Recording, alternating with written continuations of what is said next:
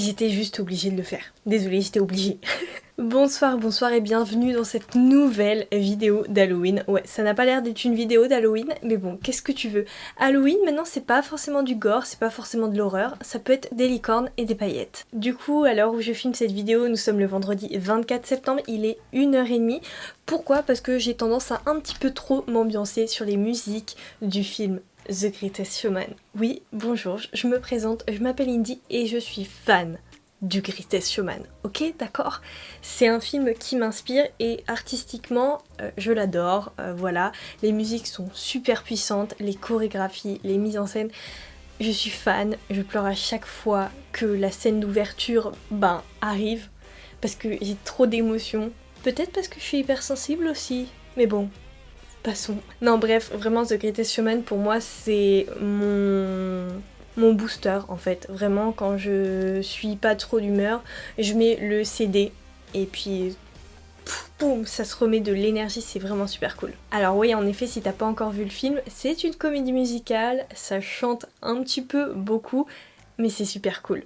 J'espère que l'intro et même le make-up te donnent envie d'aller voir ce film, mais attention, ne t'attends pas du tout à revoir ce make-up dans le film parce qu'il n'existe tout simplement pas. J'ai totalement revisité le look de Zendaya dans le film et j'en ai fait quelque chose de beaucoup plus pailleté, voilà, de beaucoup moins sobre. Autant de dire que le make-up est très facile, il se joue énormément sur les accessoires. Par contre, je voulais quand même faire un petit effort au niveau de la perruque. Chose que j'ai faite, j'ai coiffé une perruque moi-même.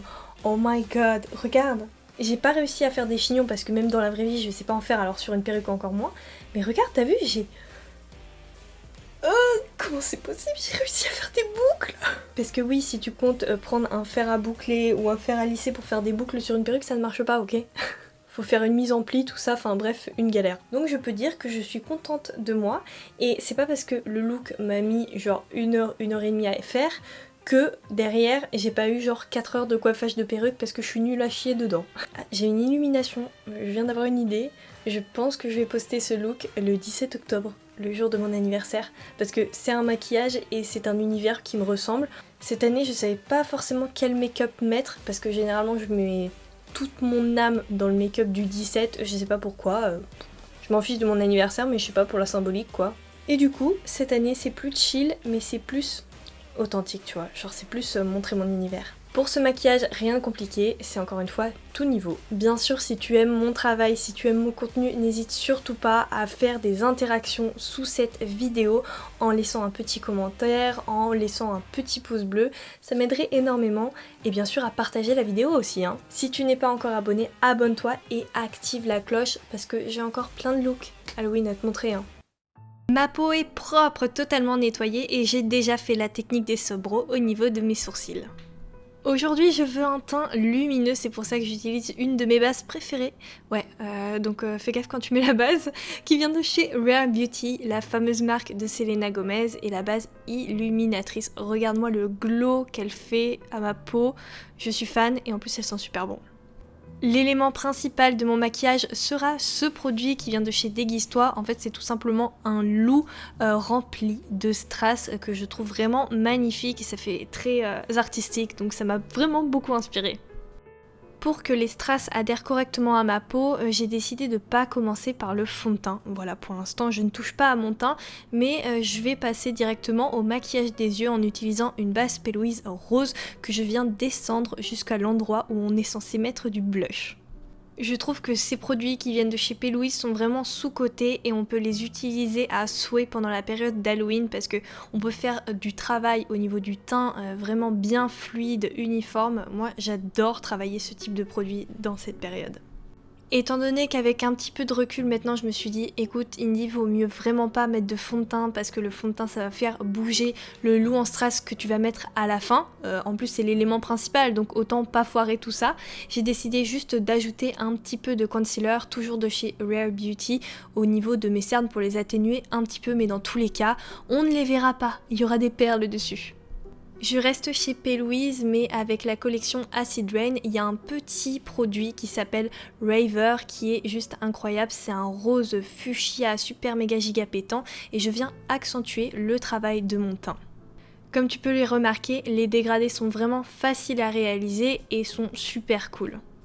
Pour ce maquillage, j'ai besoin d'une ambiance très colorée, très fluo et pour ça je prends la palette Beauty Bay, la collection Utopia et un petit violet que je viens appliquer à l'aide d'un pinceau estompeur dans le creux de ma paupière et j'insiste aussi au niveau du coin externe. J'utilise une couleur qui n'est pas très foncée parce que je vais en rajouter une plus foncée par la suite mais pas trop claire, en fait il faut vraiment un entre-deux. J'en profite également pour appliquer cette même couleur au niveau de mon ras de cils. Au début je suis partie sur une forme assez classique et puis après j'ai rajouté ce même violet au niveau du coin interne pour faire un make-up sandwich, Halo Eyes.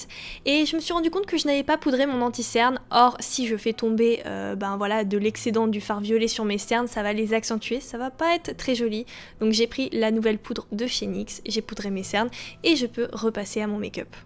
Je garde le même pinceau estompeur que tout à l'heure parce que je le trouve assez précis et je viens rajouter une couleur de transition qui va être rose fuchsia. Ça va un petit peu avec le travail de mon teint que j'ai effectué précédemment. Je viens maintenant contraster le maquillage avec une nouvelle teinte de violet qui cette fois-ci sera la plus foncée. Je la dépose et surtout j'insiste au niveau du coin interne et externe pour bien marquer le Halo Eyes et je viens relier ces deux petites parties maquillées avec le creux de l'œil. Le but c'est vraiment de laisser une zone au centre de la paupière mobile. Une fois que le maquillage est cool, je profite de cette même teinte pour accentuer une nouvelle fois le travail de mon teint. Mon but c'est vraiment de faire ressortir un maximum les couleurs étant donné qu'il va y avoir un masque plus tard et il faut quand même qu'on voit que je suis maquillée en dessous, c'est pour ça que je n'hésite pas, j'y vais, je mets beaucoup de violet, je contraste, j'amplifie tout ça. Je voulais un petit peu plus marquer mon regard à l'aide d'un fard noir qui vient de la palette Alexis Stone et Révolution, mais finalement au dernier moment j'ai pris un de mes fards justement préférés duochrome et je viens tout simplement le placer au niveau du coin interne et externe de l'œil avec un pinceau beaucoup plus plat. En plus ce qui est cool dans ce fard c'est qu'il a des reflets avec des petites paillettes bleues qui sont assez sympas.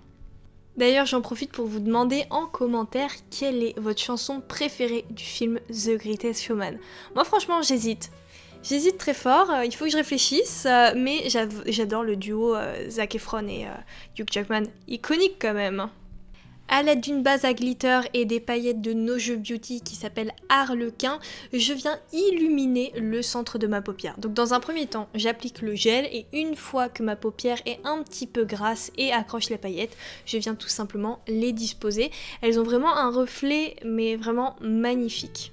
Attention, des paillettes libres comme ça, c'est pas si évident à travailler, donc il faut y aller vraiment petit à petit pour éviter trop de chutes sur le visage. Après, heureusement, le maquillage que je suis en train d'effectuer, il y aura pas forcément beaucoup d'incidence et en plus de ça, les paillettes sont pas très foncées.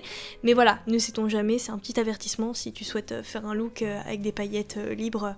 Fais gaffe quand même, vas-y par parcimonie. Oh là là, ça fait tellement longtemps que j'ai pas dit ce mot-là, parcimonie. Je n'oublie pas d'accorder la couleur de ma muqueuse avec un crayon qui vient de chez NYX. Voilà, j'ai pris une couleur violette, fuchsia et ensuite j'en rajoute un petit peu au niveau de mes sourcils.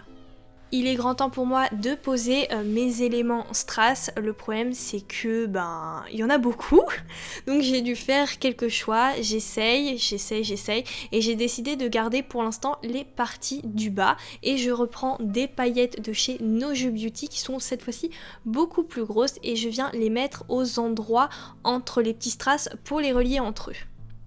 Je trouve ça vraiment beaucoup plus joli de garder des petites paillettes entre les grosses perles.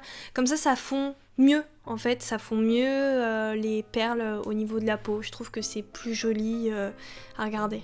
Une fois que j'ai validé l'emplacement de mes éléments, je vais pouvoir repasser à mes sourcils en les contrastant un petit peu plus avec un crayon feutre qui vient de chez NYX. Comme d'habitude, étant donné que je vais les foncer, je m'attarde simplement sur la queue de mon sourcil.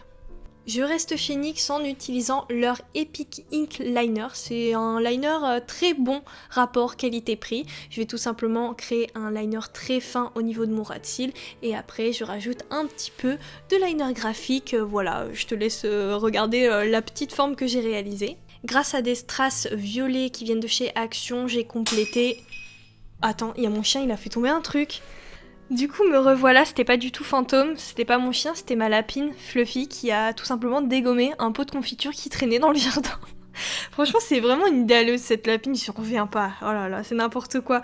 Je reviens juste au make-up 30 secondes pour vous dire que j'ai ajouté des fossiles qui viennent de chez Eldora ou Eldorado Lashes. Et aux extrémités, j'ai collé des petits strass en forme d'étoile. Je vais y arriver, waouh, trop d'émotion.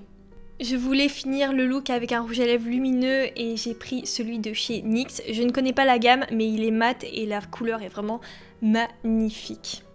Pour rentrer au mieux dans la peau du personnage, je mets un déguisement qui vient de chez Déguise-toi. Attention, je prends taille XS et je rajoute une perruque que j'ai moi-même coiffée. Et oui, extraordinaire. Je finalise le look et c'est terminé. J'espère qu'il te plaît autant que moi. En tout cas, moi je me sens plus pissée avec. Ça y est, le look est terminé et j'espère qu'il te plaît et j'espère que je t'aurai quand même donné un petit peu l'envie de regarder The Greatest Showman. Sache qu'il est sur Disney+. Donc autant te dire que à partir du moment où il était sur Disney+, je l'ai streamé à mort. D'ailleurs, n'hésite pas à me partager en commentaire ta comédie musicale préférée. Et High School Musical, c'est une comédie musicale, mais c'est du grand art, voilà, ça compte pas. On sait très bien que c'est incroyable. Ah, la génération Disney Channel. Non, plus sérieusement, merci beaucoup d'avoir regardé cette vidéo jusqu'à sa fin, ça compte énormément pour moi, même si tu le vois pas forcément, je te jure que si, ça compte beaucoup. Encore une fois, j'attends ton petit commentaire, le petit pouce bleu qui va avec. Abonne-toi si ce n'est pas encore fait, et dans tous les cas, n'oublie pas d'activer la petite cloche pour ne louper aucune de mes vidéos. Et j'ai passé plus de 180 heures sur cette série Halloween. Oui, même moi aussi j'ai envie de m'évanouir rien qu'en disant ce nombre 180 heures. Artem a calculé, c'est comme si j'avais travaillé genre 1 mois et demi non-stop dans une entreprise en 35 heures. Bref, encore merci pour ton soutien, moi je te dis à très vite dans une prochaine vidéo, yeah. Ah oui, je sais maquiller, je sais danser, mais je sais pas encore chanter, désolée.